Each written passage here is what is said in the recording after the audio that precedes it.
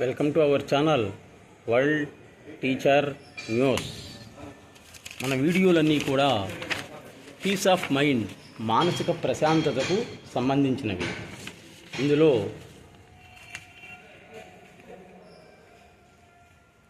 దైవశక్తి కలిగినటువంటి వాళ్ళ గురించి, ఆధ్యాత్మిక వేళ గురించి, తాత్విక సంబంధించినటువంటి వాటిని గురించి ఉంటుంది.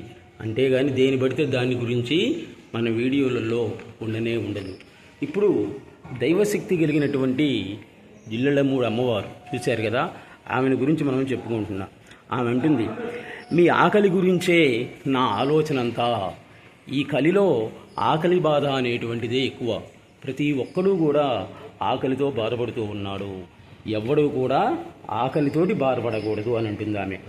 జ్ఞానేశ్వర్, తుకారాం, ఏకనాథ్, రామకృష్ణ పరమహంస, రమణ మహర్షి, నిసర్గదత్త మహారాజ్, సత్యసాయి, షిరిడి సాయి, పాపాజీ అండ్ జిల్లెళ్ళమూడి అమ్మ, అందరమ్మ left their footprints for other follow.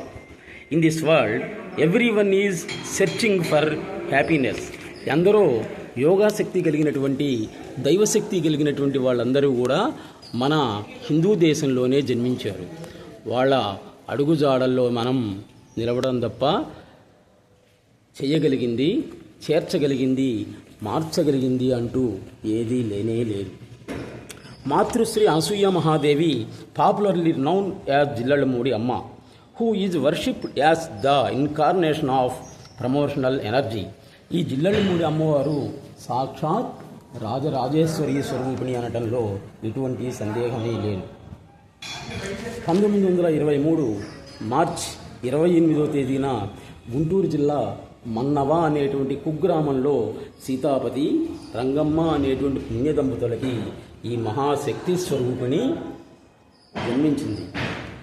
Rangamma గర్భంలోని శక్తి స్వరూపాన్ని చూసింది మొట్టమొదటి మనిషి ఎవరో తెలుసా? మంత్రసాని. ఆ తర్వాత గొల్ల నాగమ్మ.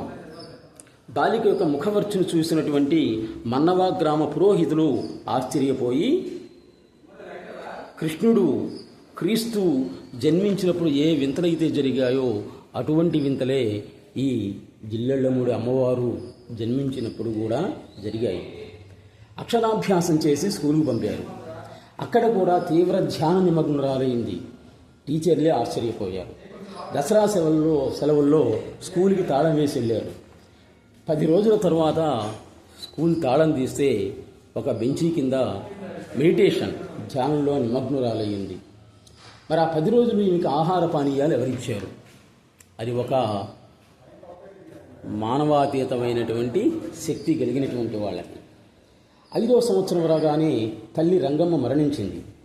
ఆమె దివంగతురాలయ్యేటువంటి గంట ముందు, అమ్మా నేను చనిపోతున్నాను, ఇంక నిన్ను ఎవరు చూస్తారు అంటే, నీవు నాకు అమ్మవి, నేను అందరికీ అమ్మనవుతాను, అందరం అమ్మనవుతాను, అందరికీ అన్నింటికి అవుతాను అని తల్లికే హామీ ఇచ్చినటువంటి మహాశక్తి స్వరూపిణి, ప్రేమామృత స్వరూపిణి ఈ జిల్లెళ్ళమూడి అమ్మ. ఆమె అంటుంది, అంతటా ఆయనే ఉన్నాడు కాబట్టి నువ్వు ఎంత వెతికినా కానీ కనపడడు.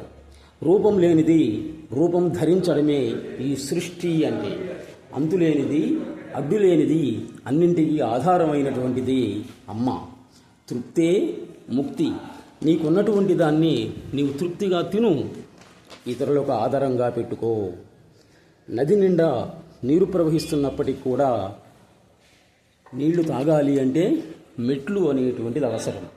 ఎంత జ్ఞానం ఉన్నా కానీ గురువు అనేటువంటిది అవసరం. మీరు తినకపోతే నాకు ఆకలేస్తుంది, కాబట్టి అందరూ కూడా ప్రశాంతంగా భోజనం చేయండి. లేని దాని కొరకు ఆశిస్తే దుఃఖం, ఉన్నది చాలు అనుకుంటే అదే సుఖం. కనిపించేటువంటి రూపం పురుషుడు, లోపల శక్తి అంతా కూడా ప్రకృతే. నిగ్రహం కోసమే విగ్రహారాధన. అందరికీ అన్నం పెట్టి అన్నపూర్ణాలయం అనేటువంటిది నా గుండె అని చెప్పింది అమ్మవారు. నిరతాన్నదాన స్వరూపిణి ఈ జిల్లెళ్ళమూడి అమ్మవారు. తల్లి పిల్లలకు అన్నం పెట్టడం దానం అవుతుంది అంటుంది ఆమె. నేను దేవతను కాను, అమ్మనే. పాపులు, భ్రష్టులు, పతితలు అందరూ కూడా నా బిడ్డలే అని ఎవరైనా అనగలరా? అందరూ నా శిశువులే అని ఎవరైనా కానీ అనగలరా? ఒక్క ఈ శక్తి స్వరూపుని మాత్రమే అనగలిగింది. నీలోని శక్తిని నీవు తెలుసుకునేంత వరకు విగ్రహారాధన చేయాల్సిందే. అదే రమణ మహర్షి అన్నది కూడా. తత్వం, you are that is you. అది తెలిసేంత వరకు కూడా విగ్రహారాధన తప్పదు. నీ ఆనందాన్ని మాత్రమే అందరికీ పంచు, బాధలు కష్టాలు పంచవద్దు. జీవితం కరిగిపోయే మంచు, ఉన్నంతలో నలుగురికి పంచు. చేస్తే సహాయం చెయ్యి, శక్తి లేకపోతే మౌనంగా ఉండు.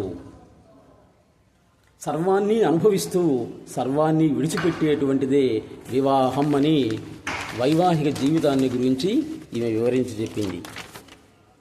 మూగజీవాలు పసిపిల్లల్లాంటివి, ఆదరించి ఆహారాన్ని ఇవ్వండి. నీవన్నదే వేదం, నీవున్నదే క్షేత్రం కావాలి. నీ మాటే మంత్రం. మహాతత్వానికి మహత్యాలతోటి పని లేనే లేదు. భగవంతుణ్ణి నమ్మడం కాదు, నీ నమ్మకమే భగవంతుడు. నీ మంచితనమే దైవత్వం, చెడు ప్రవర్తనే దైత్యత్వం. శాస్త్రం అనుభవాన్ని ఇవ్వదు, నీ అనుభవమే శాస్త్రంగా మారుతుంది అని ఎన్నో విషయాలని అమ్మవారు వివరించి చెప్పింది. ఒక భక్తురాలండి, అమ్మ పాని ఊర్లో నీలాగే ఒక ఆమె ఉంది, నీలాగే మాట్లాడుతుంది, అచ్చం నీలాగే అన్నీ చెప్తుంది అంది. అప్పుడు ఆమె ఎందుకు తెలుసా? మరి నేను బ్రహ్మాండం నాగేశ్వరరావు గారి భార్యని కదా, మరి ఆమె కూడా అవుతుంది అంది. ఈ విధంగా ఎన్నో చమత్కారమైనటువంటి విషయాలని కూడా ఆమె అప్పుడప్పుడు అంటూ ఉండేటువంటిది. ఒక మాటలో చెప్పాలంటే ఈమె ఎక్కువగా మాట్లాడదు. మనం ఏమైనా అడిగితే చెప్తుంది అన్నమాట. భోజనం చేయి నానా అంటుంది. ఈ మొహాన ఉన్నది ఉన్నట్లు జరుగుతుంది. దాన్ని ఎవడూ కూడా మార్చలేడు. కాబట్టి తృప్తిగా తిను. భగవంతుడిచ్చినటువంటి దాన్ని నలుగురికి ఆదరంగా పెట్టుకో అంది. పెట్టుకో అంటే నీకోసం నువ్వు పెట్టుకుంటున్నావు అంతే. ఇటువంటి దైవశక్తి కలిగినటువంటి వాళ్ళని గురించి తెలుసుకొని వాళ్ళు చెప్పినటువంటి విషయాలను మనం ఆచరిస్తూ వాళ్ళ బాటలో నడవడం తప్ప చేయగలిగినటువంటిది ఏమీ లేదు. మీరు చూస్తున్నారు కదా, Vishwajanani Parishad, HDFC bank 591192 IFSC code HDFC 0002642, cell number 9490307364. ఈమె ఉన్నప్పుడంటే ఏ టైంలో ఎన్ని వేల మంది వచ్చినా కానీ ఒక బేసిన్ అన్నానికి హారతిస్తే లారీలు బస్తాలు దిగాయి. మరి ఇప్పుడు భౌతికంగా లేకపోయినప్పటికీ కూడా అక్కడ ఉండే కమిటీ వాళ్ళు, విశ్వజననీ పరిషత్ వాళ్ళు ఈ నిరతాన్నదానాన్ని కొనసాగిస్తూనే ఉన్నారు. మీ అందరికీ చేతనైనటువంటి సహాయాన్ని జిల్లెళ్ళమూడికి చేయండి. మీరు వెళ్ళి ఈ జీవిత మహోదధిలో తరంగాలు చూస్తున్నారు కదా, జీవిత మహోదధిలో తరంగాలు అనేటువంటిది ఆమె యొక్క జీవిత చరిత్ర మొత్తం ఉన్నది ఉన్నట్లుగా ఉందన్నమాట. ఆమె అనుభవించినటువంటి కష్టాలు, ఆమెను ఎంతమంది ఏ విధంగా కష్టపెట్టింది, వాళ్ళని కూడా ఏ విధంగా ఆదరించింది, ఇవన్నీ కూడా ఆమె చెప్తూ ఉంటే భాస్కర్ రావు చౌదరి అనే అతను రాశాడు. స్వయంగా ఈమె మాటలే అందులో ఉన్నాయి. ఆ పుస్తకాన్ని కొనుక్కొని నిత్య పారాయణ గ్రంథంగా ఉంచండి.